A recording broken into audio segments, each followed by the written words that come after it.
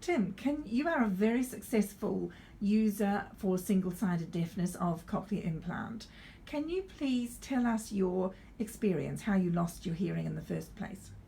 I lost my hearing through a condition, or I'm not sure if it's a virus but it was called labyrinthitis. So that goes into your cochlear.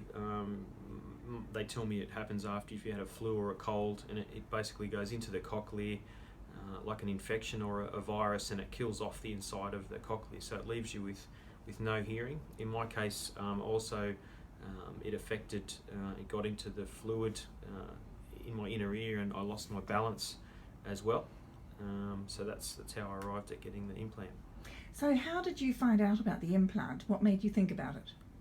Basically, obviously got referred to a specialist. In my case, luckily it was a very good specialist, and they said to me, I had a hearing test which said I was profoundly deaf, and then they said you're a cochlear implant candidate. So it was up to me to choose if that was an option I wanted to go with, and from there, I chose. Obviously, I didn't know much about cochlear implants, only a little bit. I'd seen the people with them and knew roughly what it was, but had no idea that you could get one on one side. So that was quite new to me. But when they explained this was possible and how to go about it, it was no question for me. I needed to hear for my work, with meetings and conferences and things like that. It's critical for me to hear what's going on. I really can't do my job without that, and also to look after my kids. There was,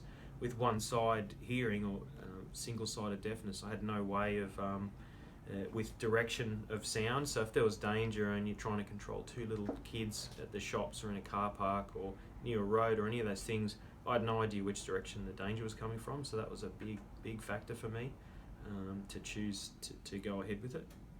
So Tim, how long was it between losing your hearing and getting the implant? It was only a very short time, which is good. I think from memory it's quite a while ago now, but it was something like 6 months or less from the time I was assessed to the time that I'd had the implant fitted. And tell us about specific circumstances